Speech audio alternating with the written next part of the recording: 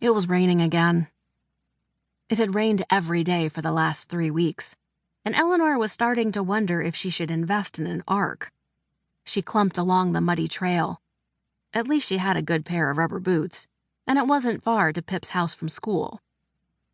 She'd had to stay late so she could go to her yearbook club meeting. She had to go to her yearbook club meeting because normal kids did extracurricular activities, and those extracurricular activities didn't include searching for wrong things, or researching ways to break curses, or even cataloging the magical artifacts hidden in a secret room behind the fireplace in your family's spooky old mansion.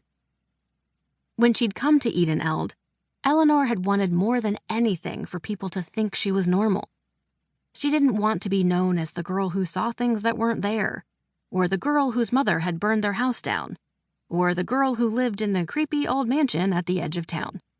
She just wanted to be normal Eleanor. But then she'd met Pip and Otto, and found out that the strange things she saw were real after all. Pip and Otto called them the wrong things, and they were all over Eden Eld. The next few days had been a blur of terror and excitement as they discovered that the 3 of them were at the center of a curse that had been stealing kids for over a century. By the end of it, Eleanor didn't care about being normal quite so much, but she did care about Aunt Jenny and Uncle Ben being worried about her. So she went to yearbook club and she did her homework and she told them everything was great. And she definitely didn't mention that there was a trio of magical siblings called the People Who Look Away, led by the wicked Mr. January, trying to kidnap her and her friends to use in their evil ritual. Eleanor and her friends met up after school whenever they could to research more about the wrong things and the people who look away, in the hopes of finding something that could save them. Pip and Otto had offered to wait for her to finish with yearbook club, but she'd told them to go on ahead without her. She'd meet them at Pip's house. Which was why she was alone in the rapidly darkening woods when the rain started to glow. It started as a faint glimmer that Eleanor almost dismissed as a trick of the light, but as the rain got steadier, so did the glow. A droplet splashed against the back of her hand and ran shimmering down to the cuff of her jacket. Her skin prickled. Eden Eld was full of strange things.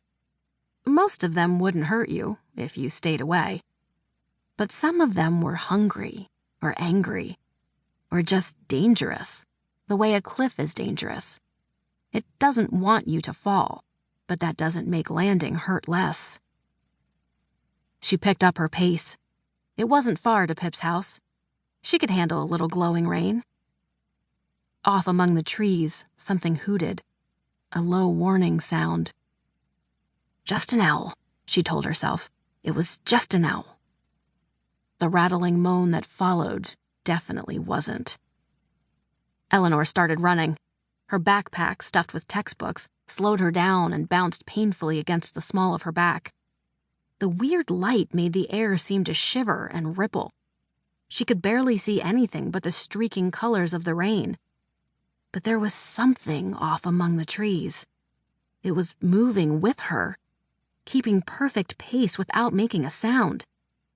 The glimmering rain dazzled her, making it impossible to see anything but the creature's shadowy form. She ran faster. So did the shadow. Her breath was sharp and cold in her throat. Her boots slapped against the muddy ground, and then her foot jetted out from under her, hitting a slick of thick mud. Eleanor hit the ground backpack first and flailed. She flipped herself back over in time to hear bushes shake and snap as whatever was hunting her charged forward. A scream tore from her throat. She ditched her heavy backpack and sprinted away, plunging into the trees. Branches clawed at her face and arms. Her foot caught against a root.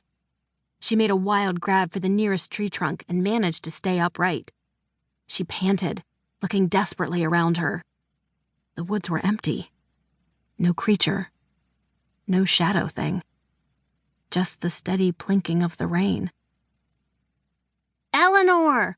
Pip's voice came from close by.